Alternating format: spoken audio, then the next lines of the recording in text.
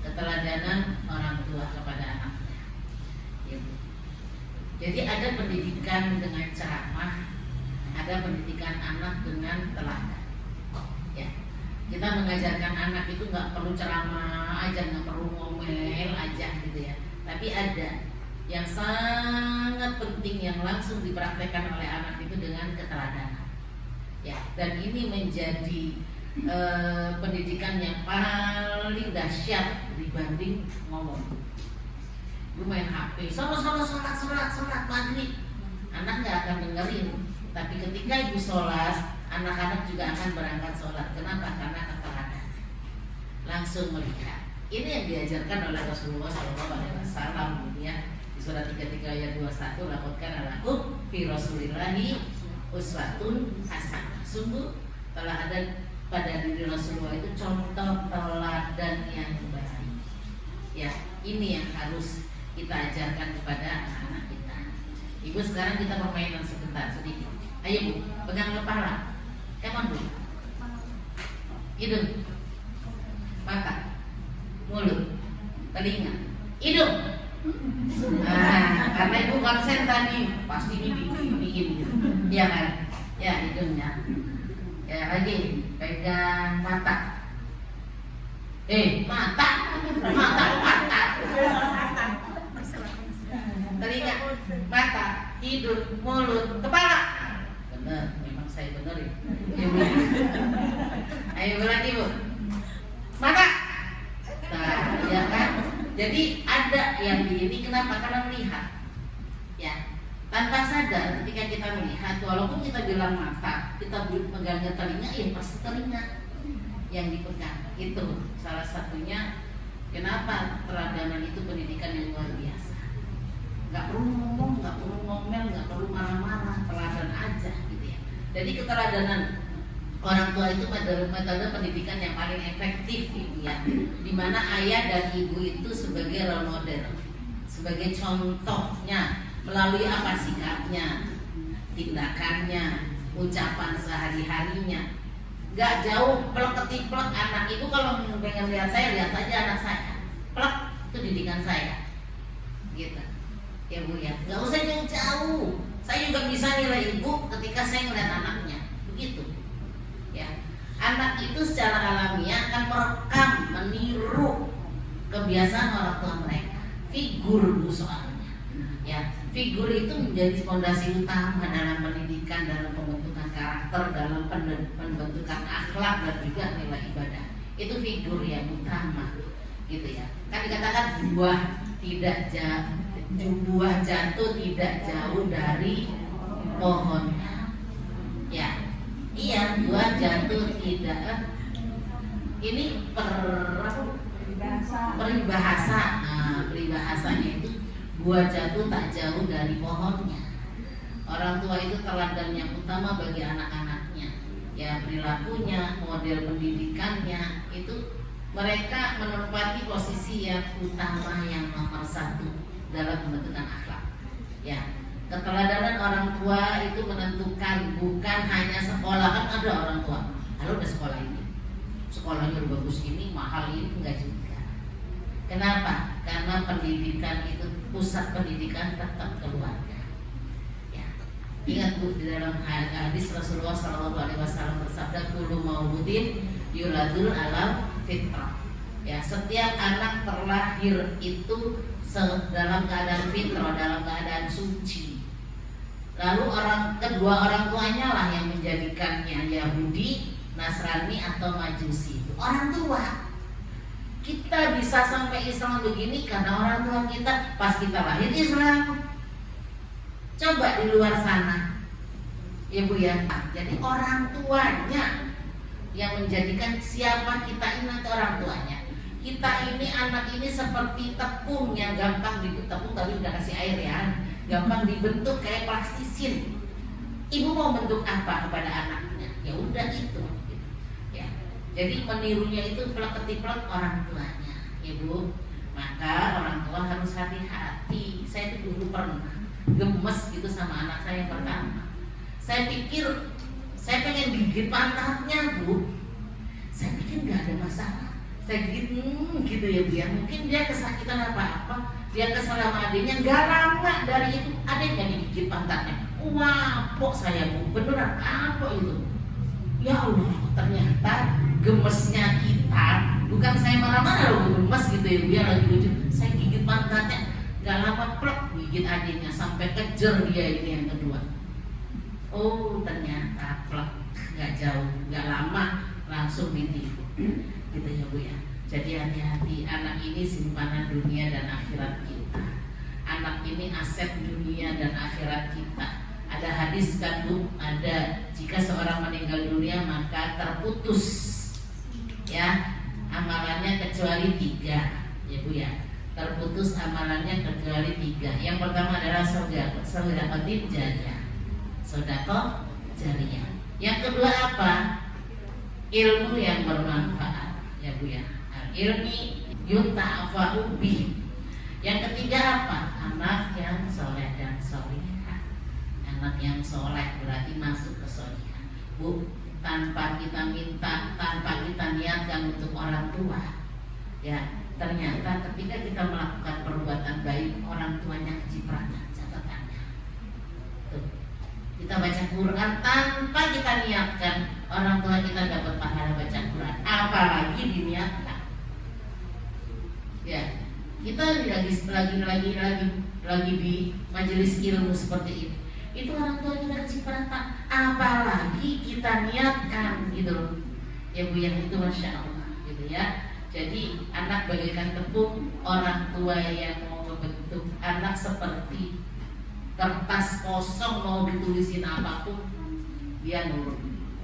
Makanya Islam sangat memperhatikan. Kenapa? Dari hamil, dari menentukan pasangan, ya Bu ya, dari pasangan menikah gitu, sampai hamil.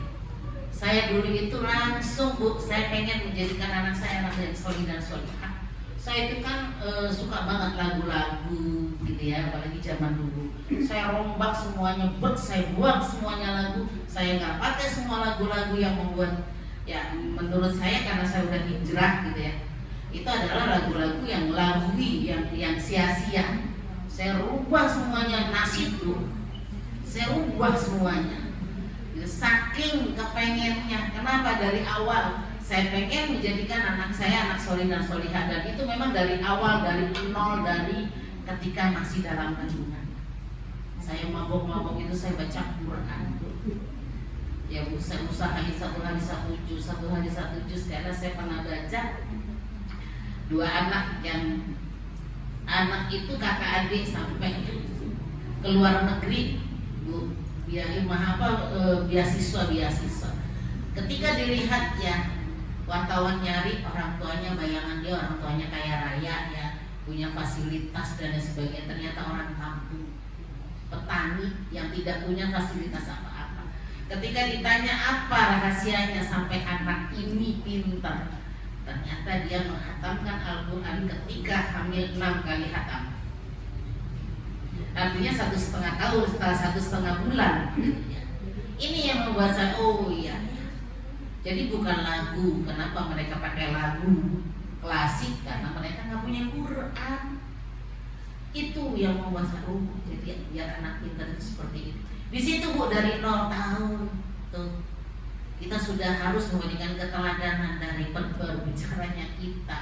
Anak itu pendengarannya sudah mulai ya Bu ya, sudah terdengar walaupun penglihatannya tidak. Apa suratnya yang membuat saya seperti itu Ibu? Surat At-Tahrim, surat 66 ayatnya 6. Ya ayyuhalladzina amanu qu anfusakum wa ahlikum nar. Wahai orang-orang yang beriman, peliharalah dirimu dan keluargamu dari api neraka yang bahan bakarnya adalah manusia dan batu bara. Ini ya. Jadi saya benar-benar berusaha supaya pendidikan yang saya terima dulu tidak saya tularkan ke anak saya. Karena bapak dan ibu saya itu disiplinnya luar biasa. Zaman dulu kan keras lah Bu ya. Apalagi saya, bapaknya aduh, wow gitu loh Bu, keras Bu gitu ya. Alhamdulillah kalau saya lihat adik-adik saya sampai sekarang, saya dan adik-adik itu nggak mau terjadi untuk terulang yang kedua kalinya. Bapak saya itu begini itu biasa, pak, gitu tuh biasa anak bu. Ya, jadi kita digabungkan sama bapak itu sudah kenyang gitu loh. Dan itu luka banget gitu ya. Dan saya nggak mau luka itu terjadi kepada anak saya. Sampai saya bikin skripsi itu tulisannya apa? Saya bikin itu judulnya pola asuh otoriter. Saking apa dalam ternyata luka itu dalam sampai sekarang itu dalam banget. Jadi pengasuhan otoriter. Gak mau itu terjadi ke anak saya ini. Makanya ibu yang anfusakum wa ahlikum. Nah, ya. Ibu buka surat Toha, Bu, di surat Toha ayatnya 132. Saya nggak buat Quran, nggak apa-apa ibu aja. Surat Toha silakan. Tadi kan udah surat At-Tahrim ya, surat 66 ayatnya 6. Ayo bu, surat Toha ayatnya 132. Artinya aja 132.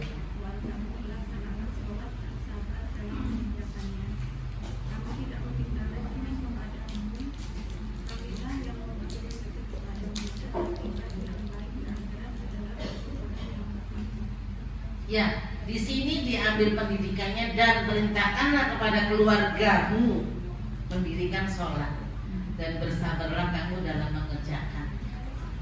Anak itu perlu diajarkan pembiasaan-pembiasaan dan gak perlu banyak alasan, ajarin aja kebiasaan yang baik-baik.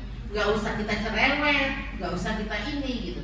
Nanti dengan sendirinya akan paham anak itu kenapa aku diajarkan ini. Ya bu ya. Jadi hati-hati dalam lisan, ngucap itu nggak jauh. Saya itu kan sering ya Allah ya Karim, ya Allah ya Rabbi. Ternyata itu keluar di anak-anak saya waktu kecil. Ya Allah ya Karim, peluk banget. Kenapa? Ada hadis al-kalimatut thayyibatu shadaqah. Kata-kata yang baik itu sedekah. Ada kata yang baik, kenapa harus mengatakan kata-kata yang buruk? Gitu. Ibu-ibu itu biasanya pada tegang ngomongnya kasar-kasar gitu ya. Saya tuh jalan ceritanya anak saya lagi ujian. Saya itu kalau anak ujian itu yang sibuk emaknya. Saya rangkum materi gitu ya bu ya. Gantian siapa dulu yang pertama dulu belajar. Kamu baca dulu. Itu saya lagi jalan keluar ke belakang beli apa gitu. Itu ibu-ibu belajarin anak sampai gebrak-gebrak meja sampai bilang golok-golok, tahu golok ya? Nanti kamu jadi golok ya kamu ya. Saya nggak berani ngomongnya bu, kasar banget itu ya. Bu, anak itu akan masuk pelajarannya ketika diberikan kesenangan. Makanya kenapa guru TK nyanyi melulu? Nggak konsen anak itu bu. Dengan nyanyi seneng masuk ke pelajaran. Hilang lagi, muter lagi, nyanyi lagi. Itu buat apa? Buat menyenangkan anak gitu. Ini anak dulu aja, ayo belajar cepetan. Nanti kalau nggak belajar kamu golok banget. La ilaha illallah lah, saya sampai yang saya sibuk, saya tegang. Jadi itu kalau ada kalimat yang baik, kenapa harus kalimat yang buruk harus keluar dari lisan kita? Itu plak nanti akan dicontoh ya. Jadi itu ya. Jadi di surat Toha tadi perintahkan kepada keluargamu mendirikan sholat. Artinya apa gitu loh. Dan dikatakan di situ bersabarlah kamu dalam mengerjakannya. Jadi bukan kita ngajarin doang, tapi kita juga mengerjakan sehingga anak kita melihat. Anak dulu nggak ngerti haid itu nggak ngerti. Anak masih kecil-kecil, masa bilang, Umi lagi haid, udah kamu aja yang sholat. Ya udah saya juga haid aja, kan nggak ngerti anak. Itu dulu sampai saya itu kan sholat kalau di rumah, yang laki-laki tak suruh ke masjid sama adiknya, yang perempuan sama saya di rumah, saya jadi imamnya. Itu saya sampai ngimamin bu, padahal saya lagi haid. Kenapa? Ya karena anak-anak belum pas, belum siap untuk apa? Untuk dikatakan haid. Sambil dikeluarkan suaranya pelan-pelan ya. sampai sebegitunya gitu loh ya. Enak aja anak kecil dibilang hayu, ya itu nggak ngerti gitu ya. Jadi banyak sekali keteladanan yang harus kita contohkan kepada anak-anak kita. Tata cara makan, tata cara minum. Alhamdulillah sekarang ada layas robana ahadu minkum qaimah. Ya, janganlah kamu makan atau minum, sebenarnya minum doang itu dulu.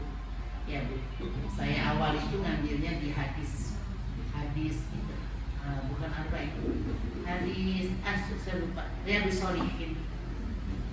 Kalau ketika kan ngajarin sampai kemana-mana, itu layas robana itu saya waktu itu nyoba layas robana, janganlah kau makan atau minum. Sebenarnya janganlah kamu minum sambil berdiri. Ketika engkau minum sambil berdiri maka muntahkan. Itu kalau dicontoh anak-anak kita, anak-anak bukan berdiri lagi minumnya, sambil jingkrak-jingkrak sambil lari. Dari situ aja itu luar biasa. Itu keteladanan yang harus dicontohkan kepada anak-anak kita. Ya, makanya hati-hati. Ya, apalagi dari 0 tahun itu Bu, ya capek banget. Ingin menjadikan anak yang solih dan solihah itu luar biasa capek. Ya, ingin menjadikan anak-anak kita pintar. Saya sampai inget toilet training aja itu capek Bu. Ibu-ibu sekarang kan pakai pampers aja beres, nggak usah cuci lagi, nggak usah ini. Saya toilet training itu malam hari supaya anak saya nggak ngompol. Itu tiga-tiganya saya bangunin atau ayo bibis dulu. Ayo bibis dulu, saya bangunin Bu. Jejelin susu semuanya, udah saya tinggal tidur. Kira-kira 1 jam nih anak-anak bakal pengen pipis lagi. Saya bangunin lagi satu-satu. Kan iseng Bu, capek. Makanya sampai enak banget anak cuma 3 gitu ya. Lelah banget. Ya, siang juga itu nggak saya pakai pampers. Ini salah satunya capek memang. Perlu kesabaran yang luar biasa. Apalagi membentuk karakter gitu loh, paham ya? Nah, apa yang harus dibentuk dengan keteladanan orang tua? Yang pertama yang paling berdampak itu adalah komunikasi, bicara. Ya, berbicara dengan anak. Ibu harus bedakan mana saat membentak, mana saat tegas. Nah, ada bentakan ya Bu ya. Ada juga yang menegaskan.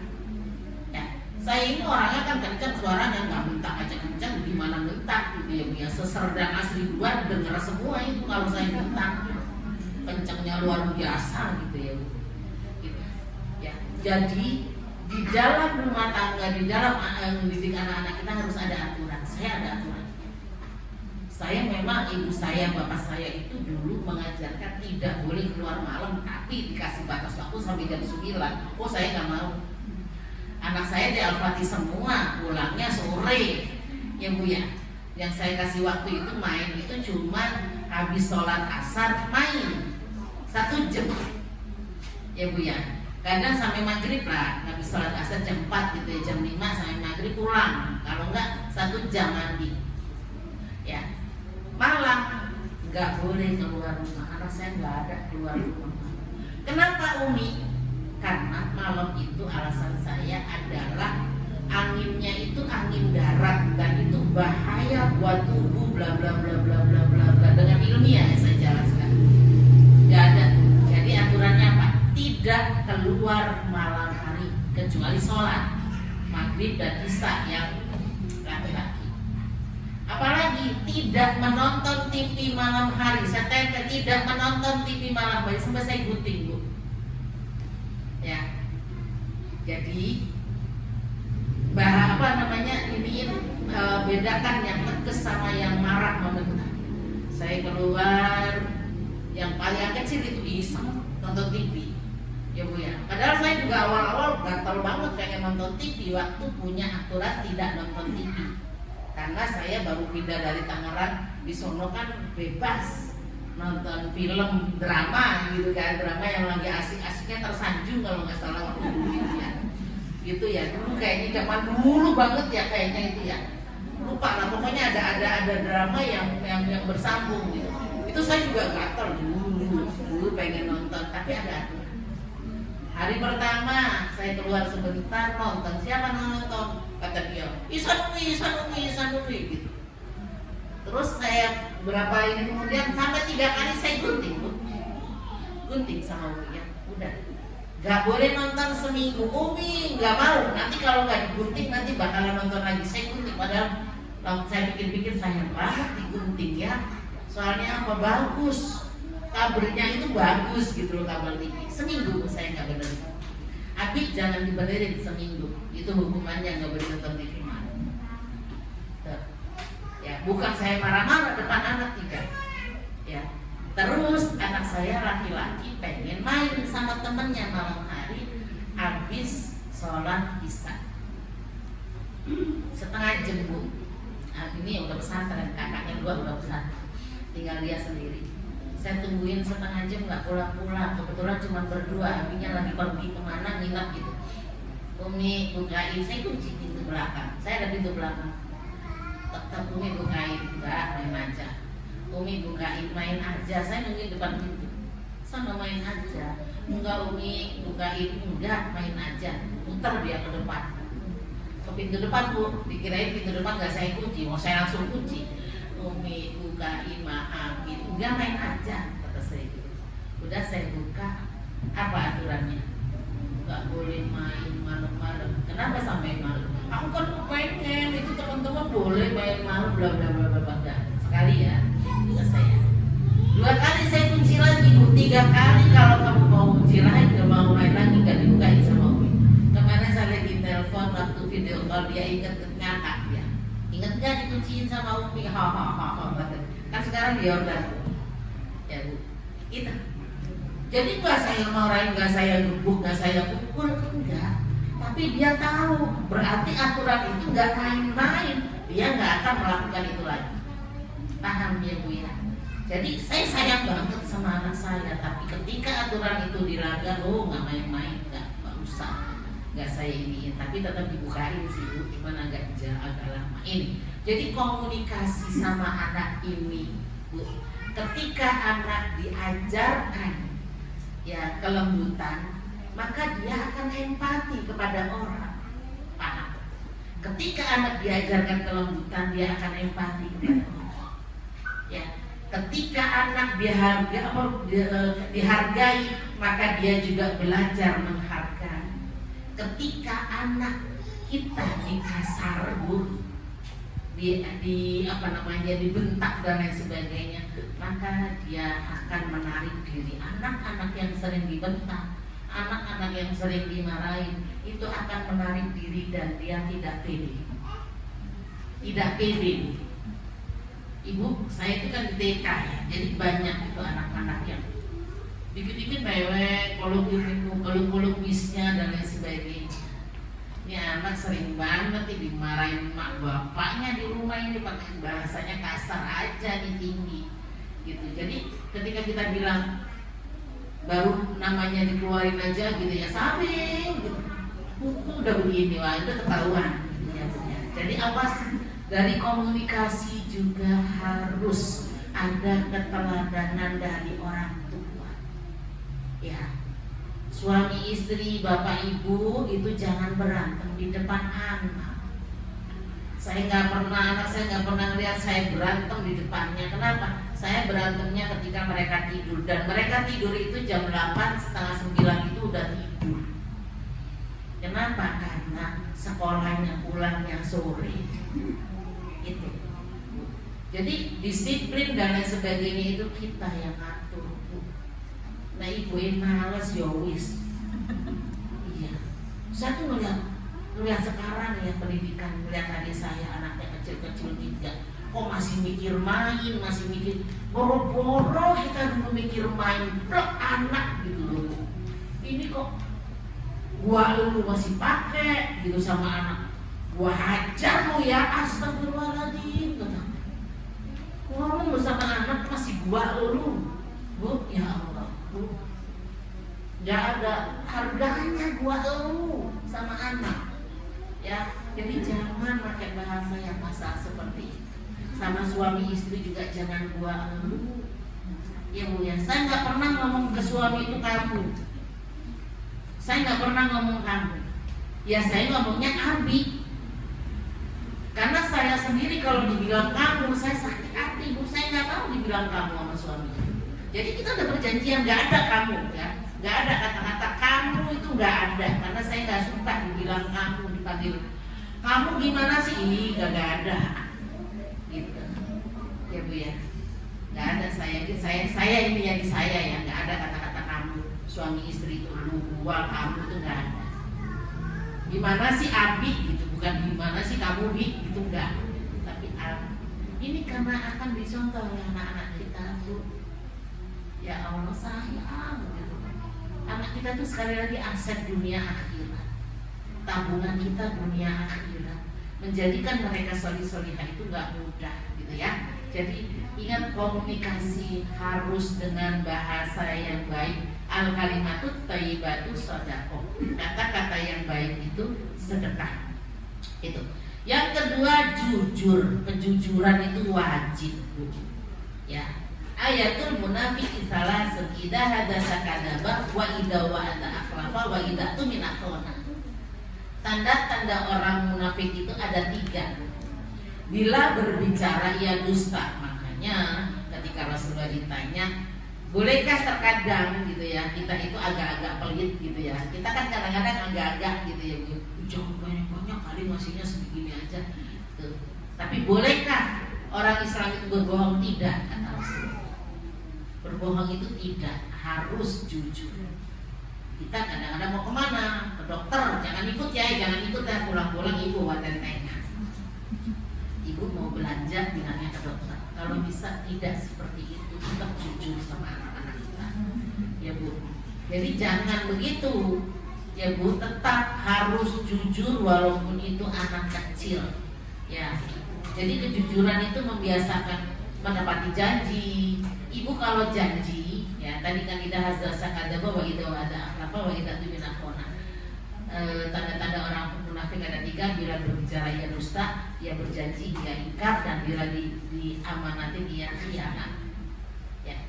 Nah, janji pun sama anak kecil itu harus ditepati, ya. Walaupun anak kita itu janji tetap harus ditepati. Makanya bila insya Allah kalau apa-apa, Umi aku banyak insya Allah, kalau Umi ini insya Allah gitu ya. Jadi kejujuran itu wajib kita terapkan kepada anak-anak kita, ya. Jadi menanamkan integritas yang kuat itu luar biasa, berat ya, ya berat ya. Mengajarkan kejujuran kepada anak berat ya. Ada orang yang bilang nggak ada mama. Allahu Akbar, itu ngajarin bohong, ya.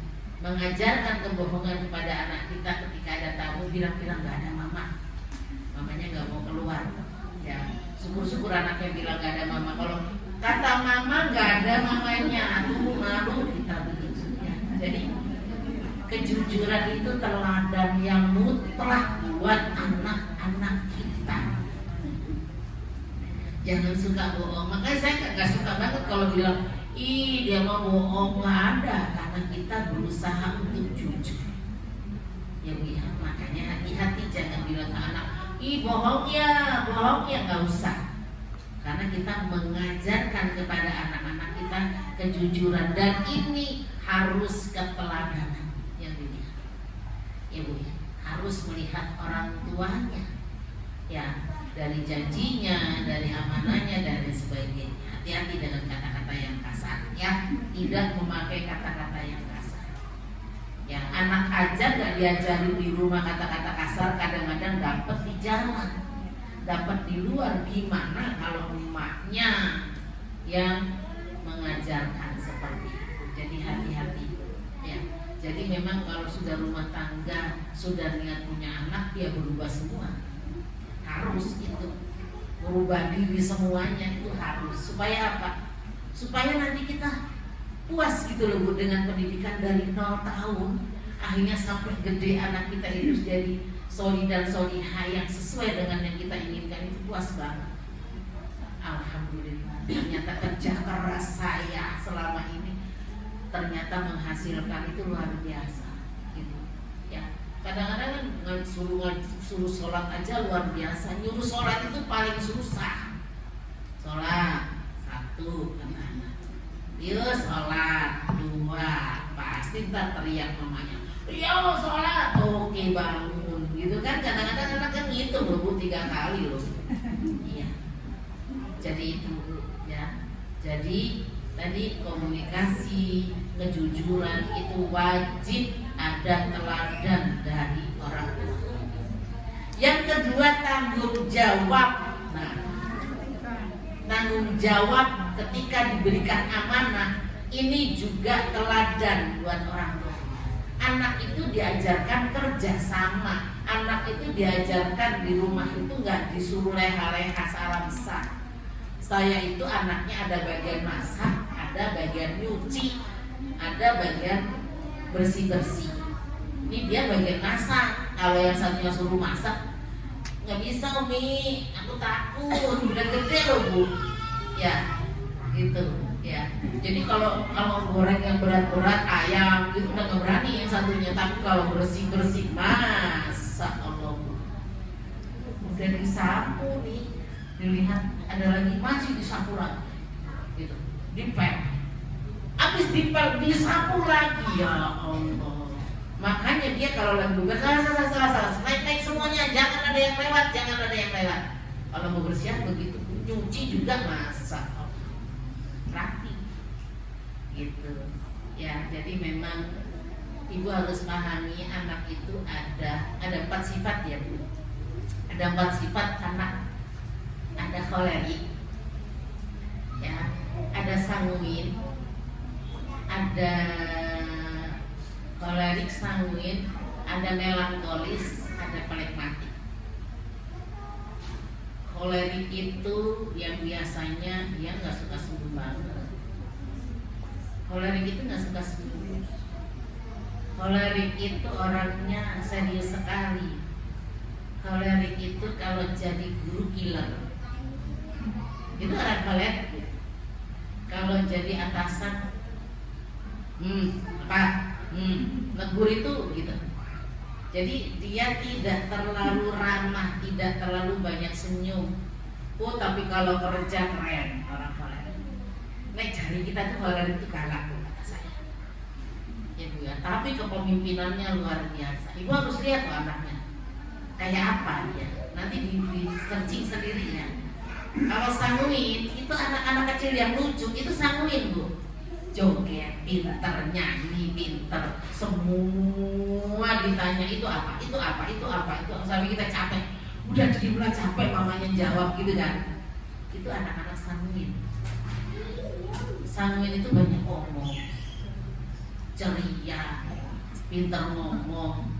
Siapa yang gak kenal dia? Orang sanguin itu menghidupkan suasananya itu luar biasa. Dia sendirian, segini banyak orang cemen buat dia. Itu sanguin. Hai, hoi, dimana-mana itu kenal sama. Relasinya banyak. Kolerik itu matematikanya pintar, fisikanya pintar. Kalau sanguin nggak terlalu suka matematika. Pintar sih, tapi nggak suka matematika banget. Ya, anak saya ada tuh, kata saya, kamu kan udah hafal 30 juz, masuk aja ke dokteran kamu. Banyak hafalannya, banyak ininya, ntar belum hitung-hitung, belum bla bla bla bla, nggak mau. Akhirnya apa? Ngambil IPS. Umi, aku ngambil IPS, aku nggak bisa ya di kedokteran. Astagfirullahaladzim. Karena dia anak sanguin, dia nggak suka. Hitung-hitungan itu enak banget gitu. Jadi itu jangan maksain. Anak gak suka dipaksain, yowes mau diapain. Nah, ada yang melankolis. Nah ini melankolis. Saya punya anak itu satu sanguin, satu melankolis. Bu bersihnya ruang di kamar, disentuh orang, ngerti dia. Ini nanti ini pindah tempat itu tahu dia ada yang masuk di kamarku. Dia gak suka main. Dia sukanya kesendirian. Ya, sama ibu gengsi kalau suruh peluk-peluk. Gengsi, nggak mau ya. Kalau anak sanguin dikit-dikit peluk, dikit-dikit cium sama kita peluk. Kita anak sanguin tuh. Ya, Jadi nanti kalau kita tahu anak kita kayak gini, nanti pendidikannya dengan pola.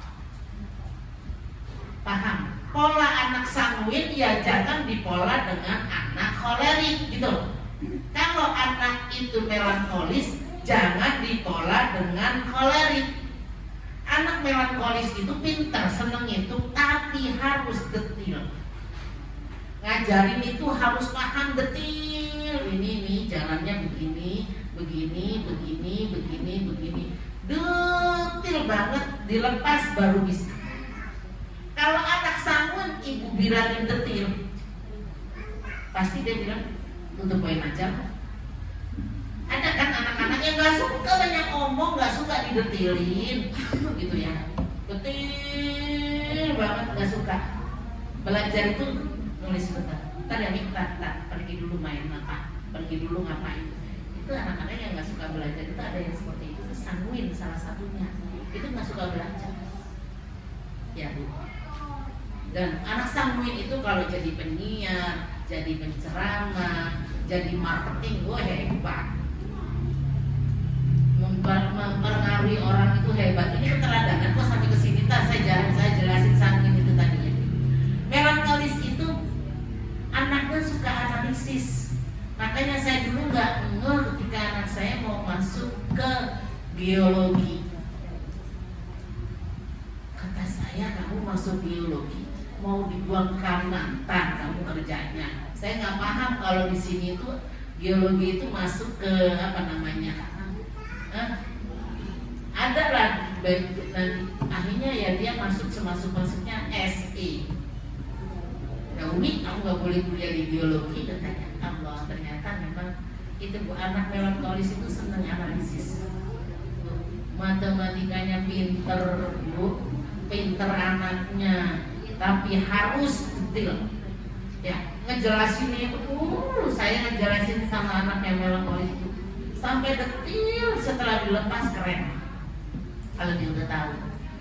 Ada anak-anak yang pragmatik. Pragmatik itu apa Bu? Orangnya itu santuy. Ya, santai banget. Kalau dapat rezeki sudah lama, alhamdulillah disyukurin aja. Sudah dikasih begitu kan? Sudah dia kan ibu suaminya sudah dikasih Allah segini, alhamdulillah. Oh nggak bisa, kita kan bisa dengan cara begini. Itu orang kolerik dan sanguin. Orang pragmatik, iya, ya ini loh ya rusak benerin ya, iya sampai setahun nggak dibener-benerin.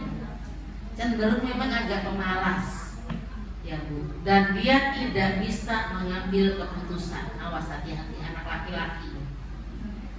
Umi mau berangkat mau lewat mana, kanan apa kiri? Ya terserah aja. Umi kanan apa kiri? Itu orang pragmatik, nggak bisa ngambil keputusan. Susah ngambil keputusan, itu orang pragmatik. Sabar, damai, nggak suka berantem, nggak suka ini. Banyak temannya karena dia nggak suka berantem, adem, ayem, gitu loh. Sabar, penyabar banget. Itu orang-orang yang pragmatik. Kalau dapat kerjaan entah udah mepet, wow, itu pragmatik, ya Bu ya. Jadi nggak mau tantangan orang pragmatik itu. Ya, biasanya itu banyak-banyaknya bapak-bapak yang ibunya pada cerai. Ya enggak, bapaknya kalau kan anteng, adem ayem gitu. Oke, kita kembali lagi. Tadi tanggung jawab. Jadi anak harus diajarkan. Itu karena saya dulu juga diajarkan, ibu saya begitu. Ibu saya anaknya 9, 10. Iya, saya anak pertama.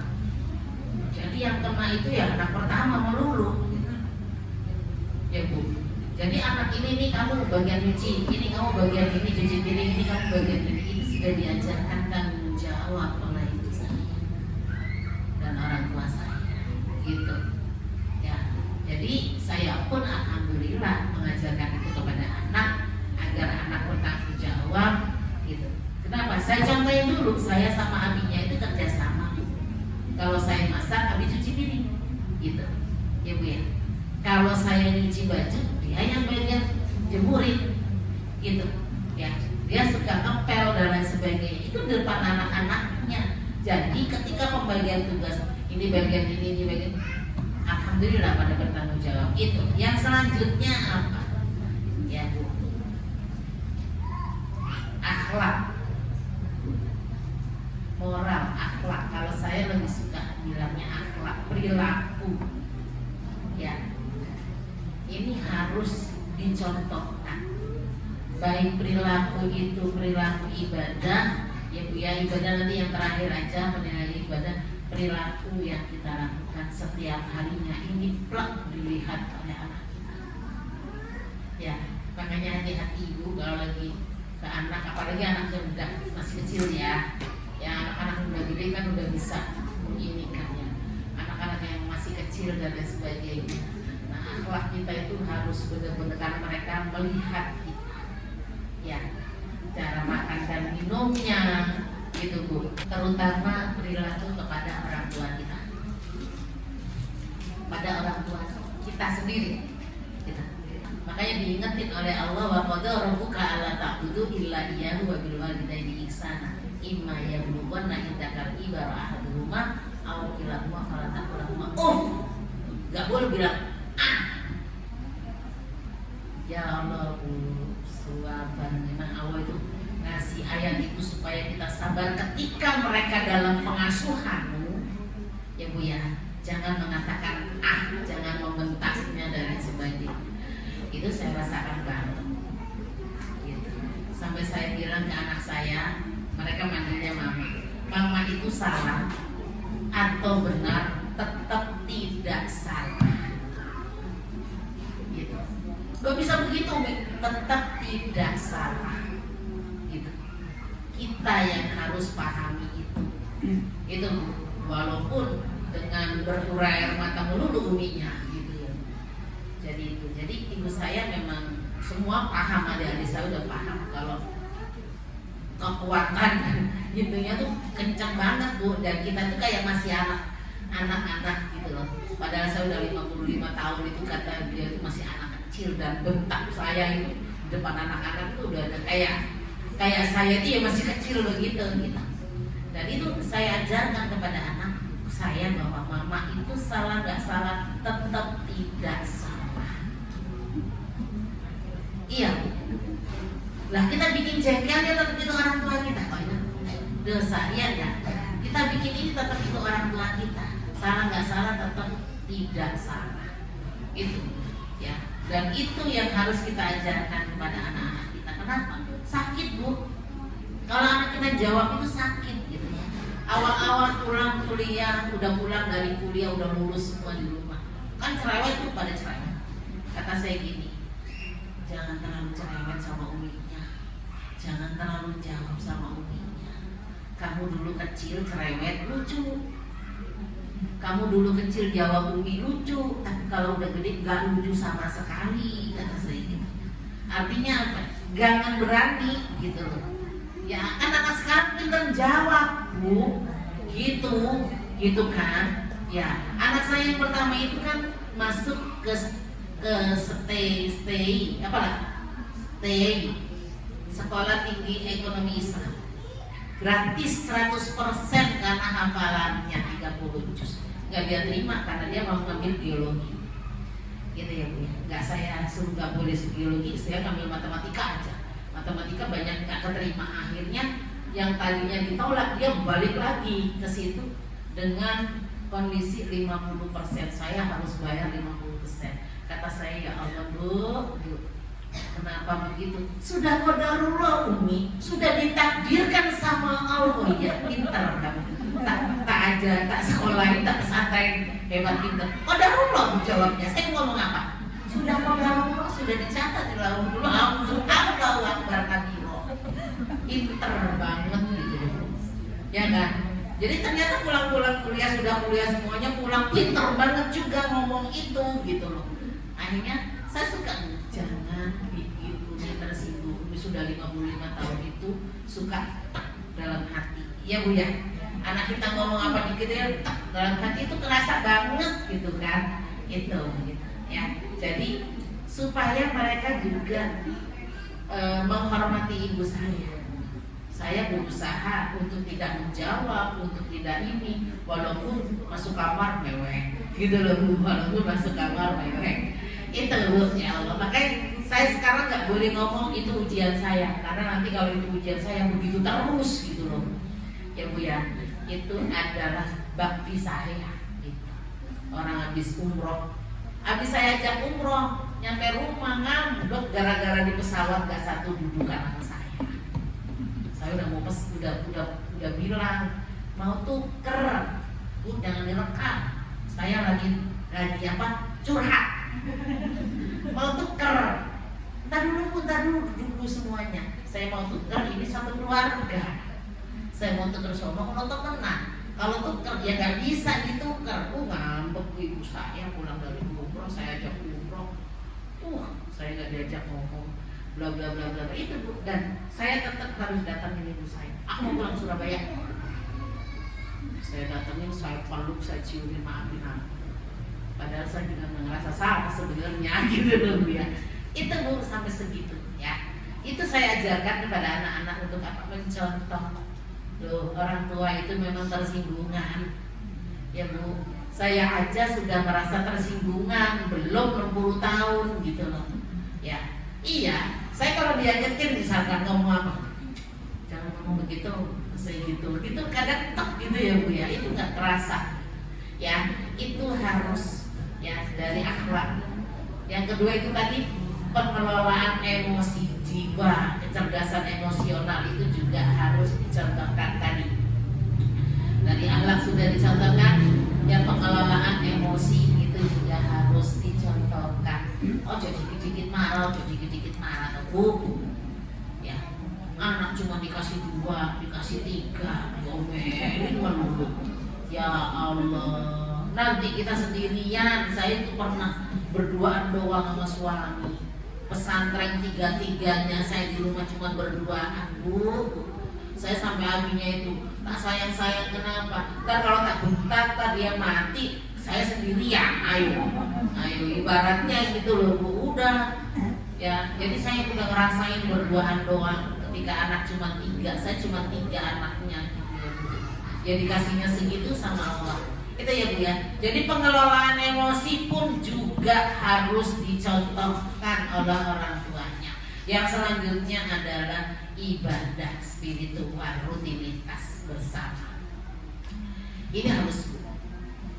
Ibu itu dalam satu keluarga itu perlu 1 bulan sekali kan, seminggu sekali kumpul dalam ibadah. Saya sekarang karena satunya jauh gitu ya, sekarang dia ada privat malam dan lain sebagainya, itu biasa seminggu sekali baca kafi. Itu satu keluarga, bapak, ibu, emak, anak itu bapak, ibu, emak, bapak, ibu, anak baca kafi barengan. Saya itu dulu sering kumpul keluarga. Kalau saya bahasanya itu likok keluarga, Bu. Saya tanyain atu-atu, suruh ngomong begitu. Jadi saya sudah terbiasa dengan kumpul sebulan sekali, seminggu sekali. Malah dulu waktu anak saya laki-laki masih di rumah, setiap hari baca 1 juz. Itu di kamar saya. Kenapa ada AC-nya, yang lain gak ada AC-nya. Jadi baca 1 juz karena berlima 2 halaman, 2 lembar, 1 juz. Habis gitu boleh ngobrol. Itu harus ada kebersamaan ibadah, Bu. Ya, jangan nggak sama sekali. Dia baca sendiri, orang sendiri ngapain sendiri. Kalau bisa minimal seminggu sekali baca kafi. Jangan di jamaah melulu ibu baca, di rumah diajarkan. Ya, belum. Ayolah sudah dimulai. Tapi baca enggak anaknya? Anaknya baca enggak di rumah? Kalau saya kan menerapkan 1 hari 1 juz buat anak-anak juga. Jadi saya odot itu sekeluarga punya grup odot, walaupun mereka nggak laporan sekarang ini nggak lapor, tapi kalau Ramadan laporan, ada laporan gitu. Ya, saya tetap laporan sama adiknya odot sejauh sehari satu. Jadi tetap buat laporan, kau nih malas buat laporan. Ya Bu ya. Jadi ibadah itu sekali waktu ada yang bersama-sama satu keluarga. Dan yang paling gampang itu ya baca Quran itu, kafi atau yasin. Kalau saya kan Kamis malam Jumat itu kafi, karena kita udah akhir dunia itu Bu, baca kafi supaya rumah kita nggak terlihat oleh dajjal. Salah satunya fungsi kita membaca kafi, ya. Jadi kalau ada dajjal lewat rumah kita nggak terlihat. Kalau ya Kamis malam Jumat kita bacain surat kafi, ya itu.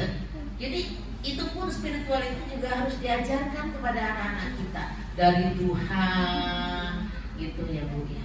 Kebetulan memang dibantu dari sekolah dulu di Al-Fatih itu kan ada buku laporan sholat duha, laporan sholat ini, laporan sholat itu yang harus tanda tangani orang tua. Itu ternyata luar biasa.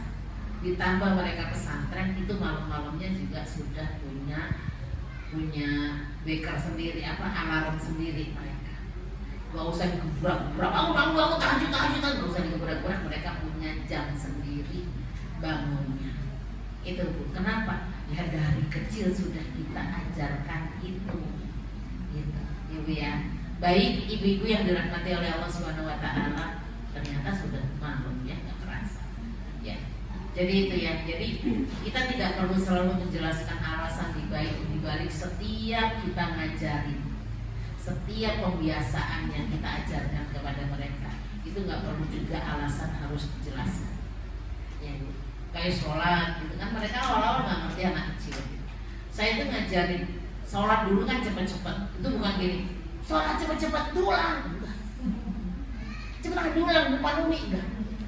Saya ajak ngobrol. Kamu sering pusing kan? Dulu dia punya penyakit itu, oksigen nggak naik ke atas. Gitu. Saya bilang, kamu kalau pengen pusingnya hilang, sujudnya ada.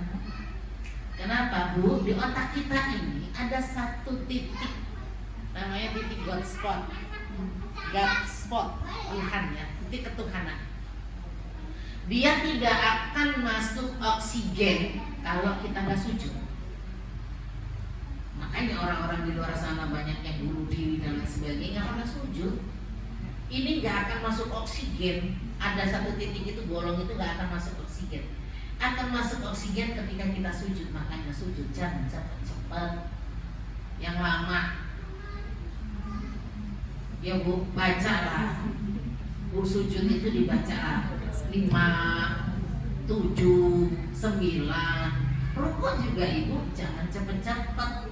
Coba 9, coba 19, Bu, enak banget Bu, tertarik gitu ya Bu ya. Jadi titik itu tidak, saya itu ajarkan jangan cepet-cepet sholatnya, coba sujudnya agak lama, tapi penyakitnya sembuh. Itu dengan sendirinya mereka akan agak lama. Kalau dibentak, suruh cepat ulang, sholat kok cepet-cepet kayak begitu, nah nggak bisa anak itu. Baik ibu yang dirahmati oleh Allah Subhanahu wa taala, ada yang mau ditanyakan? Monggo. Ini keteladanan dari orang